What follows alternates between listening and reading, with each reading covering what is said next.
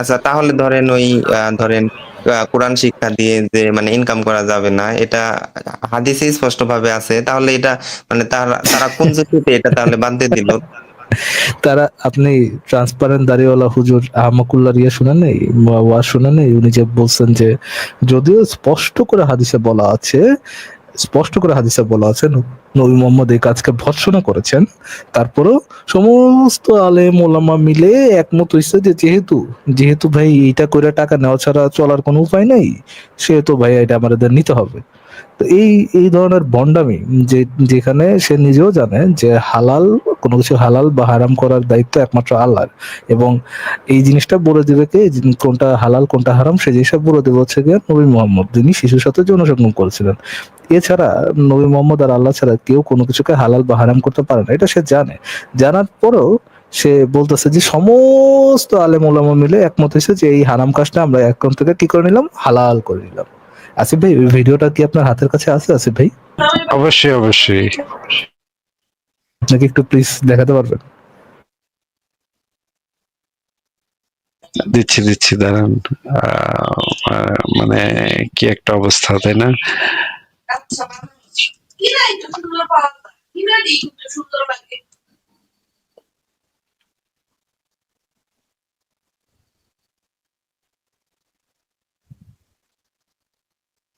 হ্যাঁ, ছাড়লাম তাহলে। জি আসিফ জি ভাই ভাই। প্লিজ। কোরআন শিক্ষা দিয়ে টাকা খাওয়া জায়েজ আছে কিনা, এটা সুন্দর করে প্রশ্নটা করছেন ভাই, এভাবে করলেন ডাইরেক্ট, টাকা খাওয়ান জায়েজ আছে কিনা।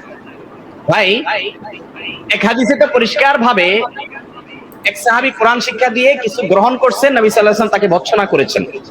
এজন্য কোরআন শিক্ষা দিয়ে টাকা পয়সা নেওয়া, লেনদেন করা, এটা মূল বিধান হলো নাজায়েজ। কিন্তু সারা পৃথিবীর ওলামায়ে মুতাআখিরিন সবাই একমত হয়েছেন যে দিন শিক্ষা দেওয়ার জন্য যারা নিজেদের সময় ব্যয় করবে, তাদের জন্য যদি পারিশ্রমিক নির্ধারণ করা না হয়, তাহলে দিন শিক্ষা দেওয়ার কোনো মানুষ পাওয়া যাবে না। আর তারাই বা কিভাবে চলবে? এই জন্য তাদের প্রয়োজন অনুযায়ী তারা চাইলে পারিশ্রমিক নিতে পারবে। এই ব্যাপারে কোনো আলেমের, পৃথিবীতে কোনো আলেমের কোনো দ্বিমত নাই। বাহ, মুতাক্ষরিনরা একমত হয়েছে। একমত হয়েছে। মূত্রকিরিন্সরা কিভাবে একমত হয়েছে ভাই, টাকা পাবো না তো, যেহেতু টাকায় সকল মূত্রকিরিন্সদের মানে পকেটে টান পড়েছে, সেহেতু সকল মূত্রকিরিন্স একমত হয়ে গেছে, এবং সেটা কি হয়ে গেল, এখন আল্লাহ যেটাকে হারাম করেছে সেটাকে আমরা মূত্রকিরিন্সরা মিলে হালাল করে দিলাম। আল্লাহ বড় না টাকা বড়, বলেন? আচ্ছা ভাইয়া, এই এইটা ভাই, কোশ্চেনটা এটা গোপনে বলতে হবে, এটা পাবলিকলি বলা যাবে না। আচ্ছা ভাইয়া, আমি এই কোশ্চেনটা একজনকে করছিলাম, পরে সে আমাকে মানে অ্যান্সার দিছে যে মানে কি ইসলামের কিছু কিছু মানে জিনিস যদি আলেমরা চায়, মানে সব আলেমদের অক্ষমতের ভিত্তিতে মানে এই রুলস এটা নাকি চেঞ্জ করতে পারে। এটা রেফারেন্সটা কি আচ্ছা, ভাই? এটা এটা কে বলেছে ভাই? যদি একটু মানে আমাদেরকে বলতেন, আমরা আমরা একটু এটার সাথে রেফারেন্স গুলো দেখে নিই, যে যেই কথাটা আপনি দেখেন যে আলেমরা যদি চায় তাহলে নাকি নবীর কথা উল্টা দিতে পারে। এটা এটা কোন আলেমে বলেছে বা কোথায় লেখা আছে সেটা একটু দেখান আমাদেরকে, আমরা একটু দেখাই। এটা হচ্ছে দেখেন, যেটা বলা আছে যে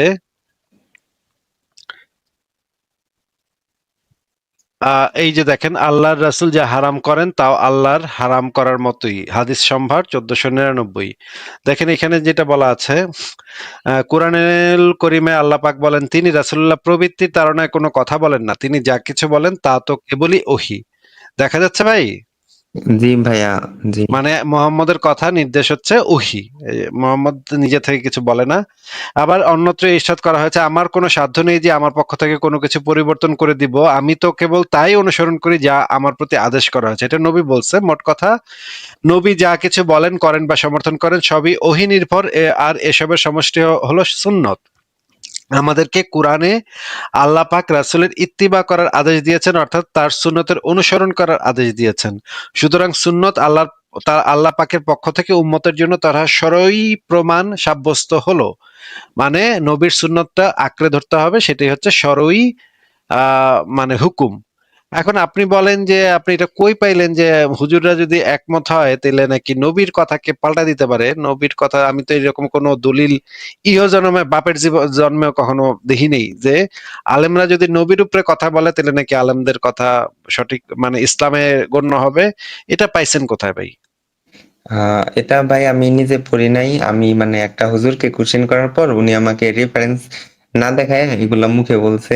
তো আমি আর কোশ্চেন মানে উল্টা আর কোনো কোশ্চেন করি নাই। আমি জানি যদি উল্টা কোশ্চেন করি আমাকে মানে অন্যভাবে নিবে। এই কারণে আমি আর কোশ্চেন করি নাই। উনি বলছে আমি জাস্ট চুপ করে আপনাকে শুনছি। স্লাইড আল্লাহু আকবার করা হবে নাকি? হ্যাঁ, আমি এটা মানে জানি দেখে আমি উল্টা আর কোনো কোশ্চেন করি নাই। তো আমাকে এগুলা বুঝায় মানে বুঝাই দিছে যে বলছে এটা মানে আছে, আমাকে কোনো রেফারেন্স তারা দেখায় নাই।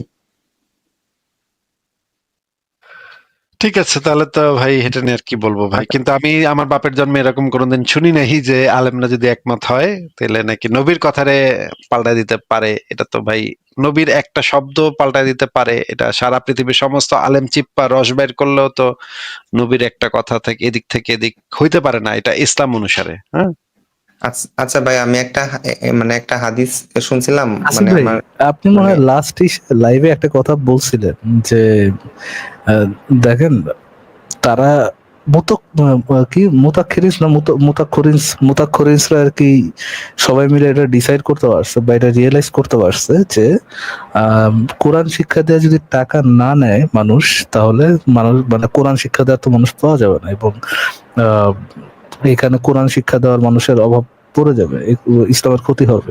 এই জিনিসটা তারা এই মুতাক্ষরিসরা বুঝতে পারছে তো, কিন্তু তারা সবাই মিলে এই জিনিসটা বুঝতে পারে নাই যে আম, শিশুর সাথে বিবাহ করা, শিশুর সাথে যৌনসঙ্গম করা, দাসীকে মানুষকে যুদ্ধবন্দী নারীকে দাসী হিসাবে নিয়ে আসা, তাকে দর্শন করা, এইটা খারাপ এবং এইটাকে হারাম করতে হবে। এইটাতে তাদের কোনো ইয়ে নাই, মানে এইটা তারা রিয়েলাইজ করে নাই কখনো, মানে এটা তাদের হ্যাঁ, কাছে অত মুতাক্ষরিনরা এই ইম্পর্টেন্ট বিষয় জিনিসটা, না।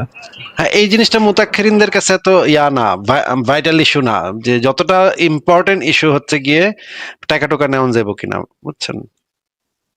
হুম, জি ভাই, এটা একটা ভালো ভাই পয়েন্ট বলছেন একটা আপনি, আপনার লাস্ট একটা লাইভে শুনলাম আজকে ভাই। জি।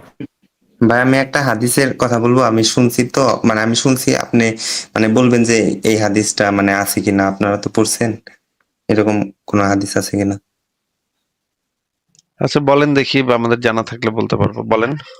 জি, মানে নবীর সাহাবীরা নাকি একদিন মানে একদিন মানে ফসল চাষ করার জন্য হয়তোবা মানে ফসল ক্ষেতে কোনো পরিচর্যা করতেছিল। তো নবী পাশ দিয়ে নাকি হেঁটে যাচ্ছিল। তখন নাকি উনি বলছিল যে আম মানে এই পরিচর্যা করার দরকার নেই। সবকিছু আল্লাহর রহমতে এমনিতেই হয়ে যাবে। না না পরে এটা নাকি না, হাদিসটা এরকম না। হাদিসটা হচ্ছে যে খেজুরের বাগানে কৃষকরা খেজুরের পরাগায়ন করত। হ্যাঁ, হ্যাঁ, খেজুরের পরাগায়ন করে দিত। মানে হচ্ছে গিয়ে এটা কৃষকরা করে, কৃষকদের এই পরাগায়নের পদ্ধতি আছে একটা। তো কৃষকরা অনেক বছর আগে থেকেই তারা এগুলো জানে কিভাবে পরাগায়ন করতে হয়, তারা পরাগায়ন এভাবে করে দিচ্ছিল। কিন্তু মোহাম্মদ এখানে গিয়া পাকনামি করতে গিয়া একটা ফাপড়ে পড়ে গেছিল আর কি। আচ্ছা আমি হাদিসগুলা বের করতেছি, দেখাচ্ছি। একই রকম কিন্তু আসিফ ভাই, মানে কেউ তারা জিজ্ঞেস করে নাই, কেউ কে? তার এক্সপার্ট অপিনিয়ন সম্পর্কে চাই নাই। যে দুই যে গাধার পিঠে যখন যাচ্ছিল ওইরকম, যে কেউ তারা জিজ্ঞেস করে নাই হুজুর সূর্য কোথায় ডুবে যায়, কেউ জিজ্ঞেস করে বাল পাকনামি কইরা তুই জানো সূর্য কই ডুবে যায়, দাও আমি কত বড় বাল পাকনা আমি কইতাছি, এই যে কথা তারা কেউ জিজ্ঞেস করে নাই যে হুজুর এই সম্পর্কে আপনার এক্সপার্ট অপিনিয়ন দেন। বাল পাকনায় পাকনামি করে এই কথাটা বলতে গেছে। দেখেন ভাই কি কথাটা বলছে একটু দেখানো। পাকনামি করতে গিয়ে ধরা খেয়েছে। দেখেন, এই প্রথমে আমরা দেখে নিই, ওইখানে যাওয়ার আগে প্রথমে আমরা দেখে নিই সুনান আবু দাউদ শরীফ ইসলামিক ফাউন্ডেশন 3607 নম্বর হাদিসটা পড়ে নিই। মুহাম্মদ বলতেছে, আহ যার হাতে আমার জীবন, যা কিছু এর মুখ থেকে বের হয় তা সবই সত্য। মানে মোহাম্মদ বলল যে তার মুখ থেকে যেই কয়টা কথা বের হয় প্রত্যেকটা শব্দ প্রত্যেকটা কথা হচ্ছে সত্য কথা, আল্লাহর পক্ষ থেকে তার কাছে আসে। ঠিক আছে, এরপরে এবার আমরা দর্সে ইবনে মাজা গ্রন্থ থেকে পড়ে নিই। এটা একটু আগে আপনাকে দেখাইছি যে মোহাম্মদ যেটা বলে সেটা আল্লাহর ওহী। মোহাম্মদ নিজে থেকে কোনো কথা বলে না, এটা আল্লাহরই ওহী। মোহাম্মদের মুখ থেকে যেই কটা কথা বের হয় প্রত্যেকটা কথা প্রত্যেকটা হুকুম হচ্ছে আল্লাহর ওহী। এবার আমরা সহি মুসলিমের ইসলামিক ফাউন্ডেশন থেকে একটা হাদিস পড়ি। হাদিসটা হচ্ছে 5915 নম্বর হাদিস। রাসূলুল্লাহ সাল্লাল্লাহু আলাইহি সাল্লাম মদিনায় আগমন করলেন। লোকেরা খেজুর গাছ তাবির করত। রাবী বলেন অর্থাৎ নর ও নারী ফুলের রেণুকে মিশ্রণ ঘটিয়ে খেজুর গাছকে গর্ভধান করত। তখন রাসূলুল্লাহ সাল্লাল্লাহু আলাইহি সাল্লাম বললেন, তোমরা কি করছো? তারা বলল, আমরা এরূপ করে আসছি। তিনি বললেন, তোমরা এমন না করলেই বোধহয় ভালো হয়। রাবী বললেন, সুতরাং তারা তা বর্জন করলো। আর এতে খেজুর ঝরে পড়লো, অথবা রাবী বলেছেন তার উৎপাদন কমে গেল। মানে পুরা অবস্থা খারাপ, পুরা বাগান, বিরাট বাগান, তো সেখানে তো বিরাট খেজুরের ক্ষেত, পুরা সব গেছে গে, সব নষ্ট হয়ে গেছে, পুরা সব খেজুর ঝরে পড়তেছে। এখন রাবী বলেন, লোকেরা রাসূলুল্লাহ সাল্লাল্লাহু আলাইহি ওয়াসাল্লামের কাছে এই ঘটনা বলল। তখন তিনি বললেন, আমি তো একজন মানুষ। দিন সম্পর্কে যখন তোমাদের আমি কোনো আদেশ দিই, তখন তোমরা তা পালন করবে। আর যখন আমি কোনো কথা আমার মতানুসারে বলি, তখন আমি তো একজন মানুষ মাত্র। রাসূলুল্লাহ সাল্লাল্লাহু আলাইহি সাল্লাম এরূপ বলেছেন। আচ্ছা, সহিহ মুসলিমের ইসলামিক ফাউন্ডেশন 5916 দেখেন, রাসূলুল্লাহ সাল্লাল্লাহু আলাইহি সাল্লাম তাদের কাছে গিয়ে অতিক্রম করছিলেন। তিনি জিজ্ঞেস করলেন, তোমাদের খেজুরের গাছের কি হলো? লোকেরা বলল, আপনি এমন এমন বলেছিলেন, তা করায় এরূপ হয়েছে। রাসূলুল্লাহ তখন বললেন, তোমাদের পার্থিব বিষয়ে তোমরাই অধিক অবগত। মানে আকাম করতে গিয়ে ধরা খাইয়া, আচ্ছা, মানে আকাম করতে গিয়ে ধরা খেয়ে সে এখন বলতেছে যে তোমাদের এগুলো তো আমি বুঝি না ভাই, তোমরাই ভালো বুঝো। তাইলে তুই যে কইলি বেটা, তোর কথা নাকি সব আল্লাহর ওহী, তোর নাকি আল্লাহ নাকি তোরে দেয়া বলায়, তুই নাকি নিজে থেকে কিছু কস না, আল্লাহ নাকি তোর পেটের থেকে কথা কয়। তুই তুই তাহলে এরকম কথা কইলি, এখন যে খেজুর যে ক্ষেত খামার নষ্ট হয়ে গেল, এখন কইতেছস যে আমি জানি না, আমি বুঝি নাই, না বুঝা কইছি। ভাই এটা কি বাটপারি ভাই, আমি তো কিছু বুঝলাম না। ফারাজ ভাই কি কইবেন এটাই ভাই বাটপার রে? মামা ধরা খায় গেছে, মামা কট খায় গেছে ভাই। আগে তো থাপড়ানি দরকার ছিল, তাই না? বাল পাকনামি করতে গিয়া কট খায় গেছে। কানের নিচে ধাম করে একটা দাওয়ার দাওয়ার দরকার ছিল। আলার পো, তুই জানিস না, বুঝিস না, পাগনামি করতে আইছ। মামার যদি কনফিডেন্স থাকতো ইয়া সব মানে জাকির নায়কের মতো, তাহলে তো I am medical doctor, are you medical doctor. Faraz ভাই আরেক জায়গায় বাল পাকনামি করতে গিয়ে আবার কনফিডেন্টলি বাল পাকনামি করেই গেছে সে, মানে বাল পাকনামি সে থামায় নাই, বাল পাকনামি সে করেই গেছে, শেষ মুহূর্ত পর্যন্ত করেই গেছে। দেখেন এই আরেকটা হাদিস দেখাচ্ছি। মানে এই হাদিসটার ভিতরে দেখেন, দাঁড়ান একটু বড় করে দিই। এইখানে দেখেন, বুখারী শরীফ তাওহীদ পাবলিকেশন 5684 নম্বর হাদিস। আবু সাইদ হতে বর্ণিত, নবী সাল্লাল্লাহু আলাইহি সাল্লামের নিকট এসে বলল, আমার ভাইয়ের পেটে অসুখ হয়েছে। তখন নবী বললেন, তাকে মধুপান করাও। এরপর লোকটি দ্বিতীয়বার আসলে তিনি বললেন, তাকে মধুপান করাও। এরপর তৃতীয়বার আসলে, মানে পেটে ব্যথা সারে না, তৃতীয়বারও কইতেছে মধুপান করাও। এরপর লোকটি এসে বলল, আমি অনুরূপই করেছি। তখন নবী সাল্লাল্লাহু আলাইহি সাল্লাম বললেন, আল্লাহ সত্য বলেছেন, তোমার ভাইয়ের পেট মিথ্যা বলছে, তাকে মধুপান করাও। মানে মানে তারপরে যেটা আছে, তারপরে পান করালো, এবার সে রোগ মুক্ত হলো। পেটের ব্যথা তো কয়েকদিন পর এমনিতেই ভালো হইব, পেটের ব্যথা তো আর সারা জীবন মানুষের থাকে না। হয়তো এই যে 4-5 দিন যাওয়ার পরে পেটের ব্যথা এমনি ঠিক হয়ে যায়।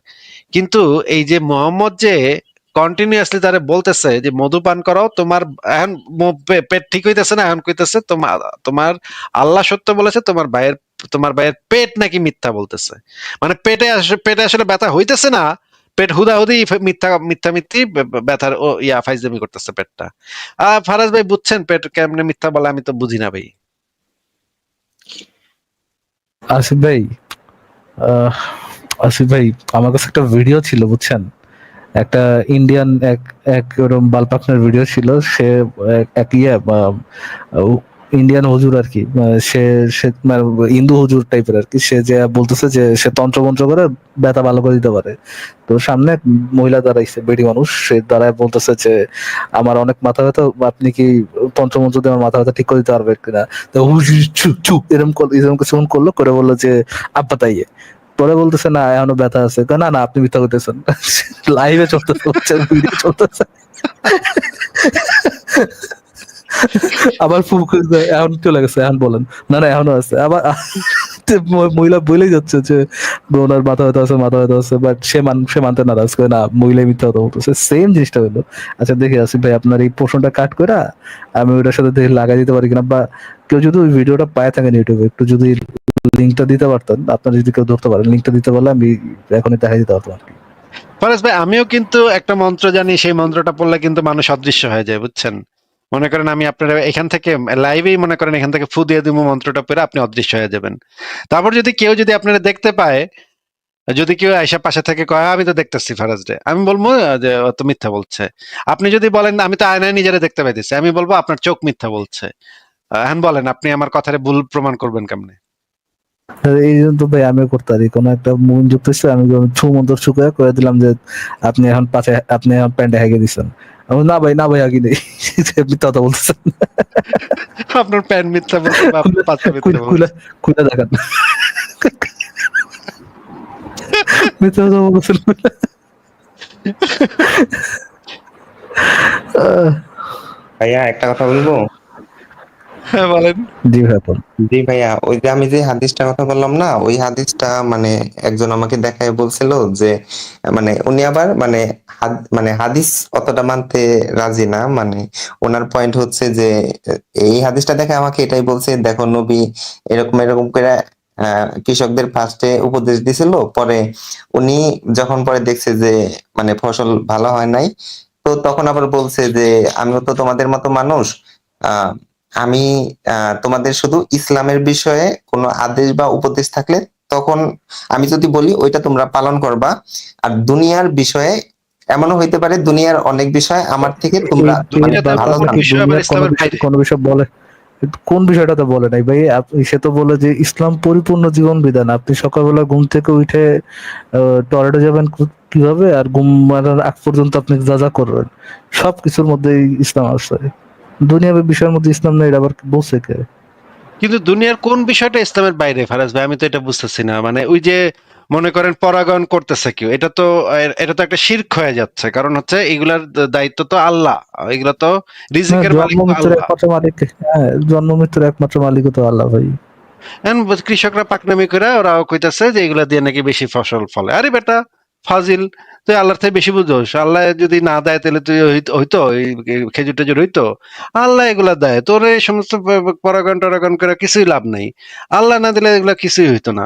এই পৃথিবীর প্রত্যেকটা জিনিসের ভিতরে তো ইসলাম আছে। আল্লাহর মানে মজেজা না থাকলে কি ওরা পরাগণ ইয়া করতে পারতো নাকি? খেজুরে নরনারী মিশ্রণ করতে পারতো নাকি? এগুলা আল্লাহ ওগুলা করায়। এখন ওরা পাকনামি করে নিজেরা নিজেরা করে দিতেছে, এটা তো শিরক হয়ে যাচ্ছে, কারণ এগুলো তো আল্লাহর কাজ। আল্লাহ প্রকৃতিকে কত সুন্দর বানিয়েছেন, ওরা আবার নিজেরা নিজেরা যদি সেটা আল্লাহর দায়িত্ব যদি নিজে পালন করে ফেলে, তাহলে তো এটা শিরকি কাজকর্ম। ঠিকই আছে, নবী প্রথমে ঠিকই কইছিল, কিন্তু পরে আর কি ফাইসা গেছে, আর কি একটু অল্পের জন্য ফাইসা গেছে। হ্যাঁ, ভাইয়া উনি আমাকে এই হাদিসটা দেখানোর পর উনি আমাকে মানে এই পয়েন্টটা মেক করতে চাইছে যে আসলে হাদিসের সব বিষয় যে আর কি মানতে হবে এর কোনো মানে ইয়া নাই। তো নবী এমন অনেক বিষয় মানে দুনিয়ার অনেক বিষয় আছে ওগুলা উনি অত ভালো জানতো না, তো হাদিস রে অত সিরিয়াস এটা ভাবে ভাই নেওয়ার ভাই কি ভাই ভাই কোরআনে এবং হাদিসে আমি আপনাকে একটু আগে দেখাইলাম যে আল্লাহ নবীর মুখের থেকে যেই কয়টা কথা বেরোইছে সেইগুলাকে অন্ধভাবে বিশ্বাস করার নামই হচ্ছে ইমান। এবং একজন মুমিন হইতে পারবে না যতক্ষণ পর্যন্ত নাকে দড়ি বাঁধা উটের মতো নবীর মুখের থেকে যেই কয়টা শব্দ বেরিয়েছে সেই কয়টা শব্দকে অন্ধভাবে বিশ্বাস না করবে ততক্ষণ সে প্রকৃত মুমিন হইতে পারবে না। এটা তো ভাই মানে কোরআন হাদিসের পাতায় পাতায় পাতায় রেফারেন্স আমি দেখায়ও তো শেষ করতে পারবো না আমার আপনারে। এত এটার পক্ষে এত রেফারেন্স আছে যে রেফারেন্স দেখায়ও আপনারা শেষ করতে পারবো না। এই কথা কোন পাগলে কয় যে নবীর সব কথা যেটা ইসলাম বিষয় সেটা মানা যাবে, সেটা ইসলাম বিষয় না? আচ্ছা, নবী যে সুদ খাইতে না করছে, এই সুদটা তো ইসলামের বিষয় না। সুদ কি তাহলে খাওয়া যাবে ভাই? জি, জি না ভাই। সুদটা তো একটা দুনিয়াবী বিষয়, তাই না? সুদ কি ইসলামে কি তাহলে সুদ বৈধ?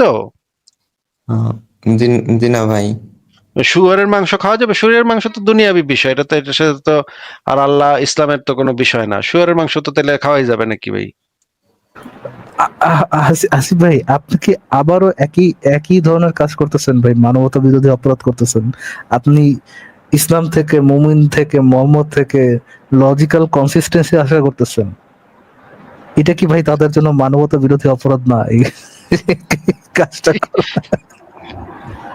এই আশাটা করা, এটা তাদের উপর চাপিয়ে দেওয়া যে ওই লজিক্যালি কনসিস্টেন্ট থাকতে হবে, এই জিনিসটা চাপায় দেওয়া তাদের উপর একটা মানবতা বিরোধী অপরাধ না আসিফ ভাই? তো তো অবশ্যই ভাই, কিন্তু আচ্ছা ইয়া ভাই, ওই যে মুমিন আপনাকে বলেছে সেই মুমিনকে একটু জিজ্ঞেস করেন যে কোরআন তো একটা দুনিয়াবি কেতাব, তাই না? দুনিয়ার একটা মানে প্রিন্ট ছাপাখানা থেকে বাইর হওয়া একটা গ্রন্থ, একটা বই, কালি আর কাগজ, এটার সংমিশ্রণ একটা জিনিস তৈরি। ওইটার উপরে কি ভাই ইসলাম অনুসারে ওইটার উপরে কি আমি পেশাব করতে পারবো? জিজ্ঞেস করেন তো ভাই, এটা তো দুনিয়াবি বিষয়, এটা তো আর ইসলামের মানে কোনো বিষয় না। কাগজ আর কলম, কালি, দুইটা মিলা প্রিন্ট প্রকাশনী থেকে বের করছে, তাহলে আমি একটু মুতি, ওই কোরআনের উপর একটু মুতি, এটা কি উনি মুতি দিবে কিনা ওনাকে জিজ্ঞেস করেন। হ্যাঁ, এটা তো ভাই করতে দেবে না, আমাকে ভাই ওমা মারতেও পারে। ওমা, এর তো দুনিয়াবি কাগজ আর কালি কয়েকটা মাত্র, এটার তো দুনিয়াবি বিষয়, তো এর তো এই যে ইসলামের একজন কোনো বিষয় ভদ্রলোক, না। ভদ্রলোক ভালো করছেন, কনসিস্টেন্সি ভার্সেস কনভিনিয়েন্স। কনসিস্টেন্সির আপনি ডাস্টবিনে ফেলাই দেন, আপনার নিতে হবে যেটা কনভিনিয়েন্স সেটা। মানে মানে আমি তাকে মানে এই পয়েন্ট থেকে গেছিলাম, মানে তার সাথে কথা বলছিলাম হলো এই পয়েন্ট থেকে যে মানে নবী যে এত বাজে বাজে কাজ করছে, তো মানে এগুলা মানে কিভাবে মানে একটা ধর্মের রুলস আচ্ছা, হইতে পারে? নবী যে কাজগুলা করছে সেগুলো তো সবই তো দুনিয়াবি কাজ, মনে করেন বিয়া করছে, দাসীর সাথে করছে, পায়খানা করছে, পেশাব করছে, এগুলো তো দুনিয়াবি কাজ, এগুলো তো আর ইসলামের কোনো বিষয় না। তাহলে এগুলোর সমালোচনা করলে ওনারা এত চেতে কেন ভাই? ওনারা কি জানি ভাই, আমি তো জানি না। ওনারা তো ভাই সহজ, ধরেন সমালোচনাও নিতে পারে না, অনেকেই নিতে পারে না। আমারও এক সময় ধরেন আমার সামনে কেউ বললে আমার এক সময় খুব মানে মানে আমি আমি ওইরকম না যে আমি আমি মোটামুটি আগে থেকেই মানে মোটামুটি ফ্রি মাইন্ডের। তো আমার সামনে কেউ কিছু বললে, আমার সামনে এর আগে মানে বলছে দু একজন, তো আমার মনে মনে রাগ হতো, আমি কখনো ওইরকম ভাবে বলতাম না। পরে যখন আমি নিজে যখন এগুলা নিয়ে ঘাটাঘাটি শুরু করছি, তো তারপর থেকে মানে আমার এটা এটা আমার রিয়েলাইজ হয়েছে যে আহ, কোনো ভিন্ন মত শোনার পর সাথে সাথে মানে মনে মনেও রাগ মানে রাগ করা উচিত না, কারণ তারও তো একটা, সে যে কথাটা বলতেছে তারও তো একটা পয়েন্ট অফ ভিউ থেকেই তো ওই কথাটা বলতেছে, তো তার কথাটা মানে আগে শোনা উচিত যে তার কথা লজিক্যালি রাইট কিনা। তো যদি রাইট হয় তাহলে তো তার কথা আমার শুনতে বা তার কথা মানিয়ে নিতে তো আমার মানে কোনো সমস্যা আমি দেখি না আর কি, আমি ব্যক্তিগতভাবে দেখি না। তো অনেকে এটা পারে না, অনেকেই মানে মানে মানে সবসময় অ্যাগ্রেসিভ মোডে থাকে। তো যারা মানে কট্টরপন্থী মুসলিম আছে ওরা সবসময় অ্যাগ্রেসিভ মুডে থাকে, তো কিছু বললেই মানে রাইগে ওঠে, কোনো কোশ্চেন করা যায় না। আচ্ছা, ঠিক আছে তাহলে ফারাজ ভাই, আমি তাইলে আজকে বিদায় নেই, আপনি তাইলে লাইভ শেষ করে দিয়েন, আপনি কন্টিনিউ ওকে, করেন। ঠিক ঠিক আছে আসিফ, গুড নাইট ঠিক ভাই। আছে, থ্যাংক ইউ আসিফ ভাই। লাইফটা আমার হাতে দিয়ে দেওয়ার জন্য একটু গান টান বাজায় আজকে আপনার টাকা পয়সা শেষ করে দিই। ভাই গান থ্যাংক বাজান ইউ। না ভাই, কোনো মিউজিক যেন না বাজে ভাই। ঠিক আছে, গুড নাইট। আচ্ছা ঠিক আছে আসিফ ভাই। জি স্বাধীন ভাই, আপনি কি আর কিছু বলবেন? আহ আপাতত মানে এটাই আর কি, আমি মানে আমি এটাই অনেকে তো ধরেন আমার মানে আজকে মানে এই পয়েন্ট থেকে আসছিলাম যে যদি আমি ধরেন ওই যে শিয়া মুসলিম আছে না, ওনারা তো মেবি হাদিসের এসব কি মানে না, সম্ভবত আমি যত জানি, ভুলও হইতে পারি, ওনারা মেবি হাদিস মানে না। তো আর কি হাদিস টাদিস না মেনে কি মানে মুসলিম থাকার কোনো আছে কিনা, যে আর কি আমি হাদিস টাদিস কিছুই মানলাম না, মানে নামে তো মুসলিম থাকলেও তো ভাই লাভ আছে, ধরেন আহ নয় মাত্র মুসলিম থাকলাম, আল্লাহ তো বলছে যে তো যে একদিনও আমাকে আমার উপর বিশ্বাস করছে সে একদিন একদিন শিয়া জান্নাতে যাবে। হাদিস তো মানে না, জিনিসটা এরকম না, শিয়াদের হাদিস হচ্ছে ডিফারেন্ট। হাদিস ডিফারেন্ট মানে শিয়ারা ডিফারেন্ট সর্ট অফ হাদিস করে একসেপ্ট করেন, এবং আম, শিয়াদের কোরআনের মধ্যেও মানে ডিফারেন্স আছে। সুন্নিদের কোরআন আর শিয়াদের কোরআনের মধ্যেও ডিফারেন্স আছে। মানে টোটালি ডিফারেন্স ভাই। টোটালি ডিফারেন্ট না, বাট আমার জানা মতো এক্সট্রা সূরা আছে আর কি, সূরা বেলায়েত নামের এক্সট্রা সূরা আছে আর কি। আর হাদিস মানে তাদের কি, যেমন এই যে মুসলিমরা যেটা সহি বুখারি বা সহি মুসলিম এগুলা ফলো করে, তো ওনাদের হাদিস গ্রন্থের নাম কি আপনি ভাই বলতে পারবেন? তাহলে আমি একটু মানে পড়ে দেখতাম। আমার আমার শিয়া টিয়া তো তেমন একটা ইয়ে নেই, আইডিয়া নেই। আপনি একটু নিজেই সার্চ করে দেখেন, চ্যাট জিপিটি তো আছে আপনার কাছে, ও, রিসার্চ করে দেখেন। বাট অনেক ইয়াদেরকে এরকম অনেক হাদিস যারা রাবি আছেন তাদেরকে তারা একসেপ্ট করে না আর কি। শিয়াদের স্টোরি, শিয়াদের যেমন শিয়ারা অনেকে আছে আপনার তিনজন যে খলিফা আছেন, খলিফাদেরকে তারা কাফের মনে করেন। তারা তারা মনে করেন হচ্ছে আয়েশার মৃত্যুর জন্য খলিফারা দায়ী। এরকম অনেক প্রবলেম আছে শিয়াদের, শিয়াদের ভার্সন অফ ইসলাম সম্পর্কে। তারা আলীকে হচ্ছে অনেকে আলীকে হচ্ছে নেক্সট নবী মনে করেন। তো প্রবলেম আছে শিয়াদের, শিয়াদের ইসের সাথে, ভার্সন অফ ইসলামের সাথে সুন্নিদের ভার্সন অফ ইসলামের অনেক ডিফারেন্স আছে। আচ্ছা ভাইয়া, ওনারা যে ধরেন শিয়া মতাদর্শ যে হলো, এটা কি মানে লজিক্যালি, মানে ওনারা কি মানে কোনো একটা লজিকের উপর ভিত্তি করে মানে ওই মতামতকে মানে গ্রহণ করছে, নাকি মানে অন্ধবিশ্বাস? মানে জাস্ট আমার ভাল লাগলো না যে আমি মানতাছি না। ইসলামের ইয়েই তো অন্ধবিশ্বাস ভাই, মানে ইসলামের ভিত্তিটাই তো, যে কোনো ইসলামের ভিত্তিটাই তো হচ্ছে অন্ধবিশ্বাস। ইমানের আপনাকে যে ধরেন 6টা বিষয় ইমান আনতে হয়।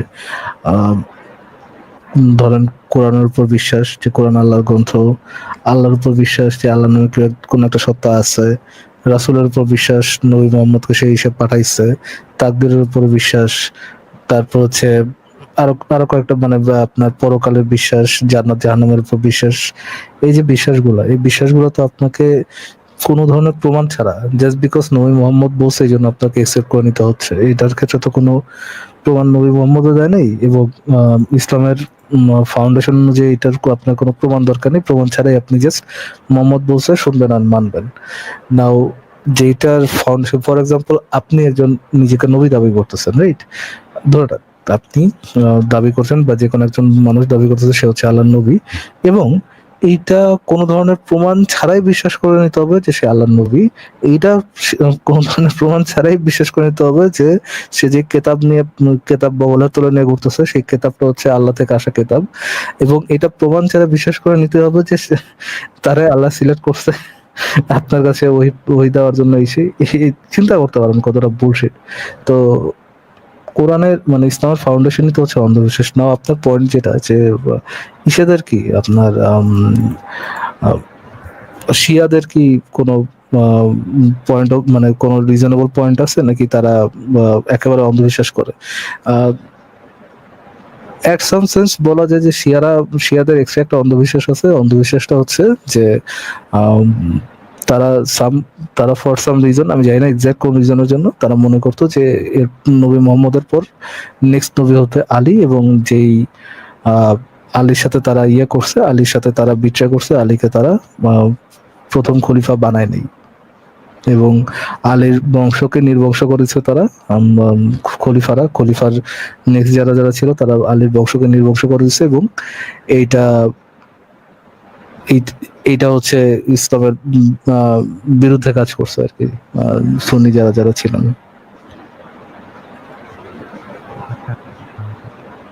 বুঝতে পারছেন না? জি ভাইয়া, বুঝতে পারছি। ধরেন ওই মানে ইসলামের যে 4টা বড় বড় যে কিতাব আছে, তাওরাত, জাবুর, ইনজিল, কোরআন।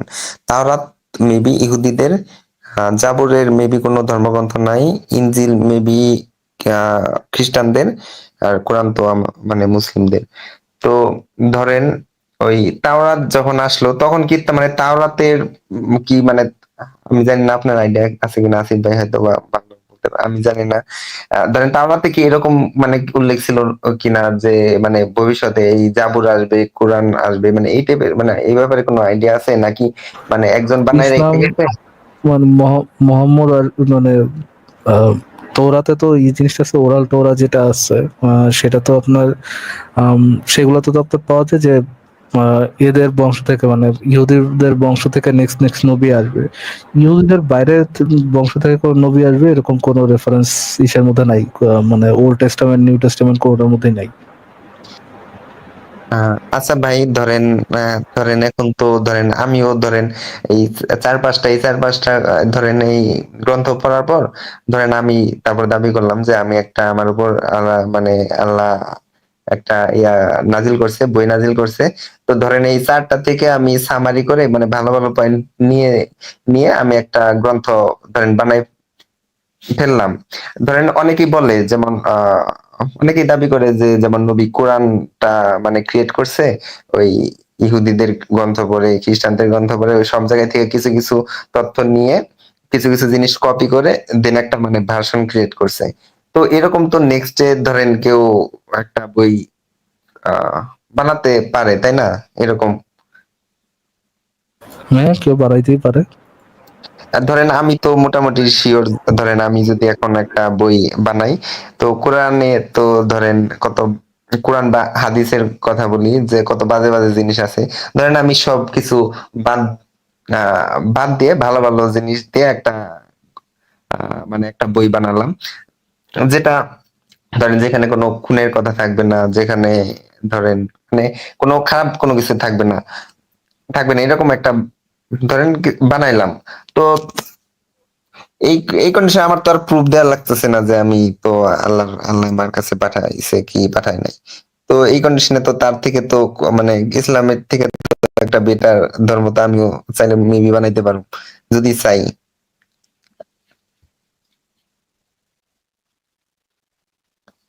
জি হ্যালো ভাই, আপনি ভাইয়া। যে কেউ পারবে। হ্যাঁ, তাহলে আমি মানে আমার মানে কোশ্চেন হচ্ছে তাহলে নবী কি মানে মানে গাধা ছিল না যে উনি যে মানে হাদিসের এই বাজে বাজে জিনিসগুলা যে মানে লিখতে বলছে বা লিখে রাখতে বলছে, তো উনি যদি চালাকি করে যদি এই জিনিসগুলা যদি মানে না লিখতে বলতো, তাহলে তো ধরেন এই যে আপনারা যে আজকে ধরেন তাকে নিয়ে সমালোচনা করতে পারতেছেন, তাকে নিয়ে কোনো ইনফরমেশনও পাইতেন যদি না।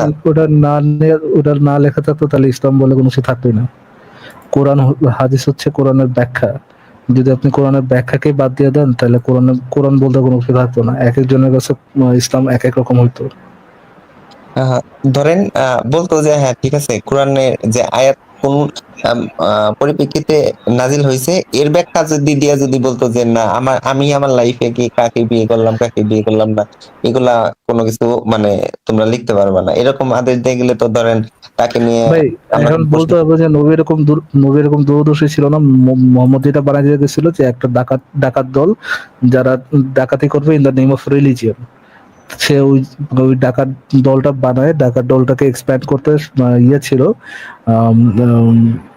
সাকসেসফুল ছিল। সে মনে করছিল যে ভবিষ্যতে যদি এটা চলে, যে নেক্সট জেনারেশন ডাকাত দল যারা যারা রেখে যাবো তারাও এরকম প্রোগ্রেস করতে পারবে আর কি। তারা ডাকাতি করতে পারবে in the name of religion. তো সেটা প্রবলেমেটিক মনে করেনি।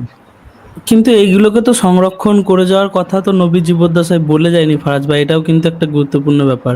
যখন কোরআন সংরক্ষণ করার কথা এলো তখন কিন্তু কয়েকজন বলেছিল এই কথাটা। এই মুহূর্তে রেফারেন্স বা তাদের নামটা আমার মনে পড়ছে না, কিন্তু আমি রিসেন্টলি পড়ছিলাম যে নবী কিন্তু মানে নবী তো লিখে রাখতে বলেন না, এই কোরআনটা, এভাবে বলেছে। সংরক্ষণ করে রাখতে বলো না, এটা কিছু সময়ের জন্য। সেটা হচ্ছে আপনার এই ভয়ে যেন কোরআন আর হাদিস দুটা মিলে না যায়। বাট সে সংরক্ষণের বিরুদ্ধে ছিল না।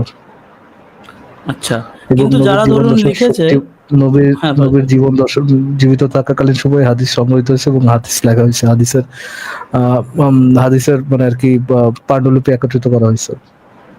কিন্তু যারা এই জিনিসগুলো কোরআন হাদিসের মতো ধরুন রেখেছে তারা তো জানতো না যে ভবিষ্যতে স্ট্যান্ডার্ড গুলো অন্যরকম হয়ে যাবে, এক্স্যাক্টলি, নৈতিকতার এক্স্যাক্টলি। মানদণ্ডগুলো আলাদা হয়ে আচ্ছা যাবে, তো ভাই, তারা তো আপনি খুব আপনি একটু গর্ব। আপনি একটু কথা বলেন ভাই। আমি একটু একটা ছোট ব্রেক নিয়ে আসতেছি, একটু কথা বলেন। ঠিক আছে, ঠিক আছে, আমি হ্যাঁ, আছি। ওকে, থ্যাংক ইউ ইচ্ছামিত ভাই যুক্ত হওয়ার জন্য। মোস্ট ওয়েলকাম স্বাধীন ভাই, আপনি ফারাজ ভাই। আচ্ছা, স্বাধীন ভাই, আপনার তো মনে হয় আর কোনো ইয়ে নেই, আপনার তো কোনো আর তেমন কোনো প্রশ্ন নেই। আমি নেক্সট একজনকে যুক্ত করে একটু ব্রেক নিয়ে আসতেছি, ঠিক আছে স্বাধীন ভাই? ঠিক আছে ভাইয়া। ওকে, থ্যাংক ইউ, যুক্ত হওয়ার জন্য ধন্যবাদ। আচ্ছা, এটা মনে দিচ্ছেন রাসূলুল্লাহ সাল্লাল্লাহু আলাইহি ওয়াসাল্লাম এর হাদিসের প্রতি সম্মান প্রদর্শন এবং তার বিরুদ্ধবাদীদের প্রতি কঠোর মনোভাব।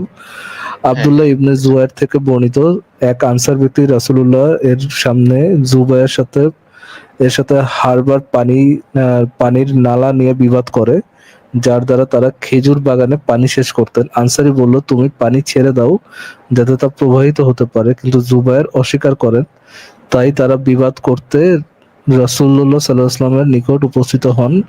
রাসূলুল্লাহ বলেন, হে জুবায়ের, তার বাগানে পানি নিঃসরণ করো, অতঃপর তোমার প্রতিবেশীর দিকে তা পাঠিয়ে দাও। এতে আনসারী অসন্তুষ্ট হয়ে বলেন, আল্লাহ রাসূল, আপনার ফুফাতো ভাই তো, তাই এরূপ ফয়সালা করে দিলেন। এ কথায় রাসূলুল্লাহ সাল্লাল্লাহু আলাইহি ওয়াসাল্লাম এর মুখ মণ্ডল বিবর্ণ হয়ে গেল। তিনি বলেন, হে জুবায়ের, আহ, তোমার বাগানে পানি সিঞ্চন সিঞ্চনিত হবে নাকি, হ্যাঁ হ্যাঁ, সিঞ্চন পানি করো, সিঞ্চন করো। পানি সিঞ্চন করো, অতঃপর তা প্রতিরোধ করে রাখো, আহ, প্রতিরোধ করে যাবত রাখো যাবত না তা আইল বরাবর হয়। আচ্ছা, যতক্ষণ না পর্যন্ত তা আইল বরাবর হয়। রাবি আব্দুল্লাহ বলেন, জুবায়ের বলেন, আল্লাহর শপথ, আমার মতে এই আয়াত উক্ত ঘটনাকে কেন্দ্র করে নাজিল হয়। কিন্তু না, আম, তোমার প্রভুর শপথ, তারা মুমিন হবে না যতক্ষণ তারা তাদের তাদের বিবাদের বিচারভার তোমার উপর অর্পণ না করে, অতঃপর তোমরা প্রদত্ত সিদ্ধান্তে তাদের মনে কোনো দ্বিধা না থাকে এবং সর্বান্তরে তারা তা মেনে নেয়। সূরা নিসা আয়াত 65। আচ্ছা, ঠিক আছে। না, মানে আমি যেটা নবী বুঝলাম বলছেন, সেটা হচ্ছে যে নবীজিরা বলছেন যে আগে তোমার আইল বরাবর পানি আসবে, তারপরে তুমি তারপরে তুমি পানি ছাড়বা আর কি। মানে তোমার ইয়েটা পরিপূর্ণ হবে, তারপর তুমি পানি ছাড়বা।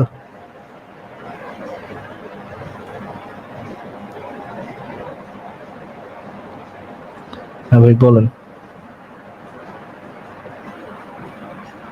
ইমানিস ভাই বলেন। আসলে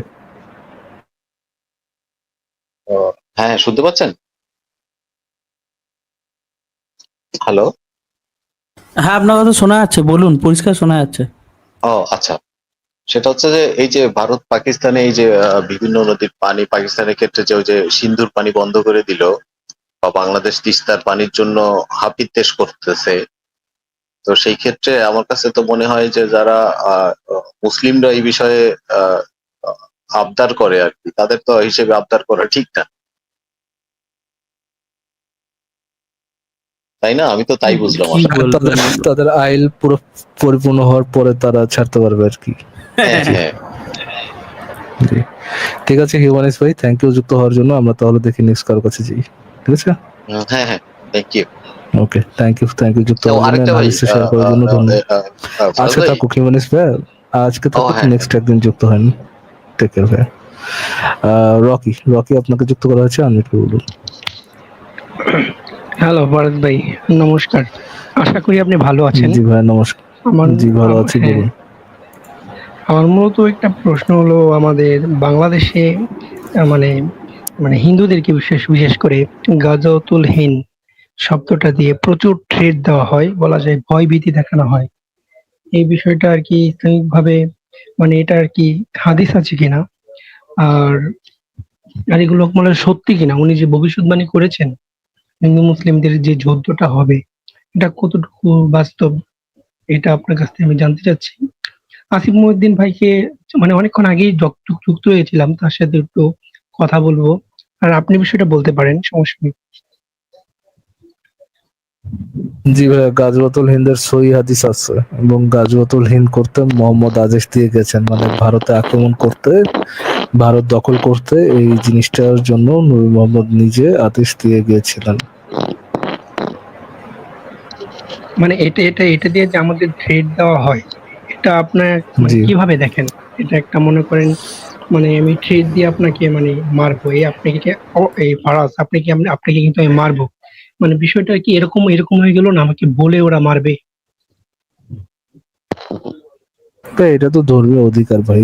আপনাকে মারতেছে, আপনি এটা দেখতেছেন, কিন্তু এটা যে তাদের ধর্মীয় অধিকার, এটা আপনি দেখছেন না। ওনার তো যদি আমি ধর্মীয় ভাবে যদি আমি দেখি, ওনার তো একবার ভারত জয় হয়েছে নাকি, একবার তো মুসলিমরা শাসন করছে, এখন আবার কি না, ওই গাজওয়াতুল হিন্দ তারা সারা জীবনের মতো থাকবে, এটা তো একবার হয়ে চলে গেছে, ওটা তো শেষ না। সারা জীবনের মতো ওইখানে ইসলামিক খেলাফত থাকবে, আপনার ওইখানে সেকেন্ড ক্লাস সিটিজেন হয়ে তাদেরকে ট্যাক্স দিয়ে থাকবেন, এবং আপনাদের যে হিন্দু সুন্দরী সুন্দরী নায়িকা নায়িকারা আছে তাদেরকেও তো গনিমতের মাল বানাইতে হবে, আপনার মা বোনকে গনিমতের মাল বানাইতে হবে, বানায় তাদেরকে দাসদাসী বানায় তাদেরকে রেপ করতে হবে। এটা তো ভাই মুসলিমদের ধর্মীয় অধিকার, আপনি এটাতে তাদের ধর্মীয় অধিকারে আপনি কেন বাধা দিতে যাবেন? এটা কি মানা যায় ভাই? আমার শরীরের এক ফোঁটা রক্ত থাকতে কি আজীব আমরা কথা এটা ভাই, কি হতে দেব? আপনার রক্ত বেশি ইম্পর্টেন্ট না তার ধর্মীয় অধিকার বেশি ইম্পর্টেন্ট? তারা আপনাকে ভয় বলেন। দেখাবে, একটা জিনিস দেখুন, তারা আপনাকে ভয় দেখাবে, সেটা তাদের ধর্মীয় অধিকার। এবং আপনি যদি বলেন যে আপনি আমাকে ভয় দেখাচ্ছেন, এটা ঠিক না, সেটা তাদের ধর্মীয় অনুভূতিতে আঘাত, এটা বলার জন্য আপনাকে তারা আবার মারবে। ইসলামোফোবিয়া, আপনি ফোবিক ইসলাম সম্পর্কে আপনার অহেতুক ভীতি আছে, আপনাকে সে মারতে যাচ্ছে বাট আপনি ভয় পাবেন কেন? আপনি তো ইসলামোফোবিক, আপনার ইসলামের প্রতি অহেতুক ভয় আছে। আচ্ছা আচ্ছা, ঠিক আছে, বিষয়টা বুঝতে পারলাম। কিন্তু আচ্ছা, আমি আপনাকে গাজওয়াতুল হিন্দের রেফারেন্সটা একটু দেখাই দিই, আপনি একটু দেখেন। জি, গাজওয়াতুল হিন্দ,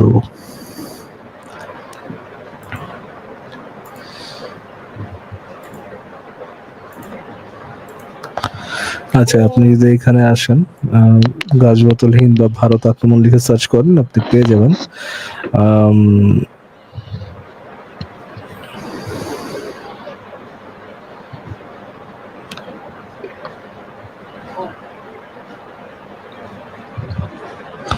আচ্ছা কই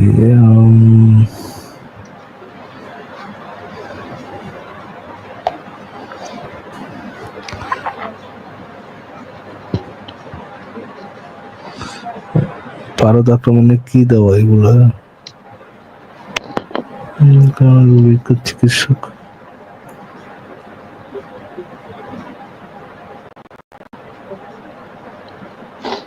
আচ্ছা এই সূরা আন-নিসাই অধ্যায় 25 জিহাদ, হিন্দুস্তানের জিহাদ। মোহাম্মদ ইবনে আব্দুল্লাহ আব্দুর রহিম রহমতুল্লাহ রাসূলুল্লাহ সাল্লাল্লাহু আলাইহি ওয়াসাল্লামের নিকট রাসূলুল্লাহ সাল্লাল্লাহু আলাইহি ওয়াসাল্লাম এর গোলাম সাওবান থেকে বর্ণিত, তিনি বলেন রাসূলুল্লাহ বলেছেন, আমার উম্মতের দুটি দল আল্লাহ তাআলা তাদেরকে জাহান্নাম থেকে পরিত্রাণ দান করবেন। এক দল যারা হিন্দুস্তানে জিহাদ করবেন, আর এক দল যারা ঈসা ইবনে মরিয়মের সাথে থাকবে, মানে জিসাসের সাথে থাকবে।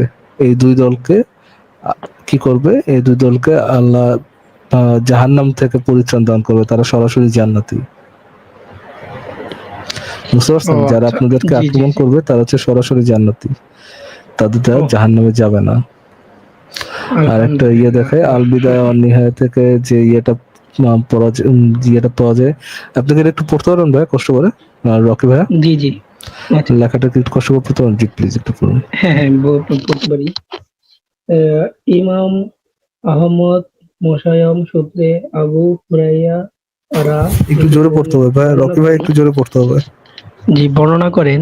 তিনি বলেন, রাসূল সাল্লাল্লাহু আলাইহি ওয়াসাল্লাম হিন্দুস্তান ভারতবর্ষ এর যুদ্ধ সম্পর্কে আমাদেরকে প্রতিশ্রুতি দিয়েছেন। যদি আমি সে যুদ্ধে শহীদ হতে পারি তবে আমি হব একজন উত্তম শহীদ, যা আর যদি আমি ফিরে আসি তবে আমি হব জাহান্নাম থেকে মুক্তিপ্রাপ্ত। আবু হুরাইরা ও নাসাই ও হাদিস হুরায়স এবং হুবাইবার সূত্রে আবু হুরায়রা থেকে অনুরূপ বর্ণনা করেছেন। আহমদ ইয়াহিয়া ইবনে ইসহাক সূত্রে আবু হুরাইরা থেকে বর্ণিত, তিনি বলেন, আমার পরম বন্ধু মহা সত্যবাদী, ওরে বাবা, রাসূল সাল্লাল্লাহু আলাইহি ওয়াসাল্লাম বলেছেন, এই উম্মতের মধ্য হতে হিন্দুস্তান এবং সিন্ধু থেকে অভিযান পরিচালিত হবে। যদি আমি সে পর্যন্ত বেঁচে থাকি তবে শহীদ হওয়ার বাসনা রাখি। আর যদি আমি পদার্পত প্রত্যাবর্তন করি তবে আমাকে বর্ণনাকারী আবু হুরায়রাকে আল্লাহ দোজখ থেকে মুক্তি দিয়েছেন এমন অবস্থায় পদার্পণ করব। এই হাদিস কেবল ইমাম আহমদই বর্ণনা করেছেন। বস্তুত বস্তুত হি ৪৪ সনে মুআবিরিয়া আমলে মুসলমানগণ হিন্দুস্তান অভিযান পরিচালনা করেন। এর বিষয়ে বিস্তারিত আলোচনা আমরা পরে করব। গজনির বিখ্যাত সুলতান মুহাম্মদ হিন্দুস্তানে চতুর্দিক থেকে আক্রমণ করেন। এ আক্রমণে তিনি হিন্দুস্তানে প্রবেশ করে শত্রু নিধন করেন, তাদের অনেকেই বন্দী করেন এবং বিপুল পরিমাণ গনিমতের মাল হস্তগত করেন। তিনি সোমনাথ মন্দিরে ধ্বংস করেন এবং সেখানকার প্রধান মূর্তি বিধ্বস্ত করেন এবং বিপুল পরিমাণ তরবারি এবং মাল প্রকৃতি হস্তগত করেন এবং আল্লাহ সাহায্যপ্রাপ্ত হয়ে নির্বিঘ্নে পদার্পণ করেন। আমাদের সোমনাথ মন্দিরে হামলা করছে, কত বড় শয়তান! জি অবশ্য ভাই, জি জি ফারাজ ভাই, কেমন লাগলো ভাই পড়ে? পরে মানে পুরো একদম এই যে আমি আগে মুভিতে দেখতাম না, নৌকা দিয়ে দস্যু বাহিনী এসে সবকিছু লুট করে নিয়ে চলে গেল। দস্যু দস্যু বাহিনী কেন বলতেছেন? তারা তো তারা তো ইমানদার, তাদের তো আল্লাহর প্রতি ভয় আছে, তারা তো মুসলিম। এদেরকে দস্যু কেন বলতেছেন? দস্যু না ভাই, এই তারা আসলো, তারা মন্দিরে হামলা করলো, ওগুলো লুট করলো, নিয়ে চলে গেল, তাহলে তো দস্যুই তো। ভাই এটা তো ভাই আল্লাহ হুকুম দিছে, তাদের গড হুকুম দিছে না? গড হুকুম দিলে তো এটা ভালো কাজই। আল্লাহ তো আমাদের তো না, আল্লাহ শুধু তাদেরই নাকি? তো এটা কি তো তো বলতে- সমস্যা কি ভাই? আপনাদের গড তো ভাই সকি গড না, আপনাদের গড হচ্ছে গিয়ে বানানো। আপনারা নিজেরা মূর্তি বানায় ওটার পূজা করেন না ভাই। আপনারা তো জানেন না আপনাদের ধর্মটা মিথ্যা ধর্ম, জেনে শুনে মিথ্যা ধর্ম পালন করেন, তাই না? না, আমাদের তো সঠিক ধর্ম যেটা, জি জি জি, আমাদের তো অনেকেই মূর্তি পূজা করে না, তাদেরকেও এই অবস্থা। আচ্ছা আচ্ছা ভাই, আমি একটা প্রশ্ন করি, যে পৃথ্বীরাজ চৌহান মূর্তি পূজা করেন বা না করেন, আপনারা তো ভুল ধর্মের মানে ভুল ধর্মের ফলোয়ার। আপনারা তো মিথ্যা হ্যাঁ, গডের ফলোয়ার, তাই না? যেহেতু আপনারা মিথ্যা গডের তাদের ফলোয়ার, মতে সেখানে তো ভাই আল্লাহ তাদের মতে মিথ্যা। হ্যাঁ, না, তাদের মতে না, এটা এস্টাবলিশ ফ্যাক্ট যে আপনারা মিথ্যা ধর্মের ফলোয়ার, এবং তারা হচ্ছে সত্য ধর্মের ফলোয়ার, সত্য নবীর ফলোয়ার, সত্য গডের ফলোয়ার। এবং যেহেতু তারা সত্য নবী সত্য গডের ফলোয়ার, সেহেতু এটা তো তাদের ধর্মীয় রাইট যে তারা আপনাদেরকে লুট করবে, আপনাদেরকে আপনাদের উপর জিহাদ করবে, আপনাদেরকে দাসী বানাবে, আপনাদেরকে জবেহ করবে, আপনাদের মা বোনকে গনিমতের মাল বানাবে, আপনাদের বাচ্চাদেরকে গনিমতের মাল বানাবে, দাসী বানাবে। এটা তো তাদের ধর্মীয় অধিকার। তাদের গড, ঈশ্বর যিনি আছেন, তিনি তাদেরকে সেই ইয়ে দিয়ে দিয়েছেন, অধিকার দিয়ে দিয়েছেন, তাই না? তো আপনি কেন এদেরকে খারাপ চোখে দেখতেছেন? ভাই আমার ঠাকুমা আপনি কি বলতো ইসলামোফোবিক? পাপ বাপে কেউ ছাড়ে না। ওরা আজকে বিশ্বে যে পরিমাণে মার খাচ্ছে, মানে একদম মাথা নষ্ট, মাথা হেট করে দেওয়ার মতো, ওদের পাপ লাগছে, বুঝছেন? ওরা বাপে কেউ ছাড়ে না। আর ভাই ভাই আমার লাভ একটা কি? মায়ের খেয়ে লাভ কি? লজ্জা বোধ তো নাই ভাই, লজ্জা শরম তো নাই। তাদের লজ্জা শরম ইমান আছে? তাদের ইমান মজবুত মনে হয়। এবং সেটাই এবং তো ফারাজ ভাই, অধিকাংশ মুসলিমদের কি লেভেলের যে নির্লজ্জ, যে ভারতে যে এই ধরনের যে ধরুন হামলাটা হলো, তারপরে ধরুন সবাই দুঃখ প্রকাশ করছে, সবাই বলছে যে জঙ্গিবাদ নিপাত যাক, এরকম খারাপ জিনিস। অধিকাংশ মুসলিমরা যেটা চেষ্টা করছে বলতে, যে না না, দেখো দেখো সবাই তো আর এক নয়, মানে দুঃখ প্রকাশ করার কোনো প্রসঙ্গই নেই। যেখানে মানে হাজার হাজার পোস্ট এক একটা মমিন দেখছিলাম যে ভাসিয়ে দিচ্ছে, ঠিক আছে, যে ইয়ের জন্য, ফিলিস্তিনের জন্য ভাসিয়ে দিচ্ছে, দুঃখ দেখো অত্যাচার হচ্ছে, জেনোসাইড হচ্ছে, মারছে, এই করছে। কিন্তু ভাই যখন কাশ্মীর নিয়ে তারা পোস্ট করছে এইভাবে, যে দেখো সবাই তো আর এক নয়, দেখো সব মুসলিমকে দোষ দেওয়া ঠিক নয়, কিন্তু মানে নিজেদিকে ডিফেন্ড করতে লেগে যাচ্ছে, বুঝলেন ফরাজ ভাই? এই লেভেলের নির্লজ্জ তারা। সেটাই জি তো। জি, ধরেন আমাদের এখানে তো যদি আইডিএফ থেকে, পাকিস্তান জিন্দাবাদ কমেন্টে ভরে দিছে। যদি আইডিএফ থেকে ধরেন কোনো মানবতা বিরোধী কাজ করা হয়, কোনো ফিলিস্তিনের উপর বা যে কারোর উপরে যদি কোনো মানবতা বিরোধী কাজ করা হয়, এটা তো মানে সরাসরি আপনি কনক্লুড করাই যায় যে যেহেতু আইডিএফ থেকে এই কাজটা করা হচ্ছে, সেহেতু দুনিয়ার যত ইহুদি আছে যে কোনায় থাকুক না কেন, তারা সবাই এটার জন্য দোষী। এটা তো কনক্লুড করা যায়, কিন্তু যখন মুসলিমরা যদি কোনো অমুসলিম বা মুসলিমদের উপর অত্যাচার করে থাকে, তাহলে তো আপনাকে আগে দেখতে হবে যে এই বিষয়ে কোরআন হাদিস কি বলে। এই বিষয়ে কোরআন হাদিস দেখার পর আপনাকে এটা বলতে হবে যে মু- মুসলিম কি করেছে এটা দিয়ে নয়, ইসলাম দিয়ে মুসলিম, মানে ইসলাম দিয়ে ইসলামকে জাজ করো। মুসলিম কোনো খারাপ কিছু করলে আপনি তো সরাসরি বলতে পারবেন না সুতরাং ইসলাম খারাপ বা সুতরাং সকল মুসলিম খারাপ। এই কনক্লুশন তো লজিক্যালি আসা যায় না। ইচ্ছে তো ভাই লজিক্যালি আসা যায় এই কনক্লুশনে? একদমই তাই, কি আর বলবো, এইভাবেই তাদের ব্রেন কাজ করে আর কি ফারাজ ভাই, আসিফ ভাই, এক্স্যাক্টলি এইভাবেই কাজ করে। ফারাজ ভাই, আমি আরেকটা প্রশ্ন করব। হ্যালো। জি ভাই একটু শর্ট আর কি। জি, আমি প্রশ্নটা করছি, এই যে প্রথম যখন ইরানে গৌরী ভারত আক্রমণ করলো, তখন পৃথ্বীরাজ চৌহান উদারতা দেখিয়ে তাকে মুক্ত করে দিল, তাকে মারলো না, তাকে পরাজিত করলো কিন্তু ছেড়ে দিল। কিন্তু পরবর্তীতে গৌরী এসে তাকে যে পরিমাণে শাস্তিটা দিল, মানে তার চোখে গরম শিক ঢুকিয়ে দিল, মানে বলা যায় তাকে একদম হত্যা করলো। এটা মানে এটা কি পৃথ্বীরাজ চৌহান একটা ভুল কাজ করলো তাকে না মেরে?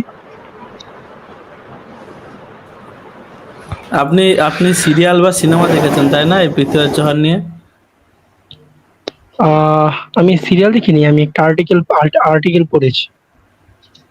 আচ্ছা, মোহাম্মদ ঘুরিকে পৃথ্বীরাজ ছেড়েছিল কেন, মানে সেটা কতটা উদারতা ছিল সেটাও দেখার। কিন্তু হ্যাঁ, মুসলিমদের এই ট্রেন্ডটা অবশ্যই আছে, এই জিনিসটা একমত যে যারা সাহায্য করে, যারা মাথায় তোলে বা যেখানে বেনিফিট পায় তাদেরকে ক্ষমতায় পেলে যারা সাহায্য করে তাদেরকেই বাঁচ দেয়।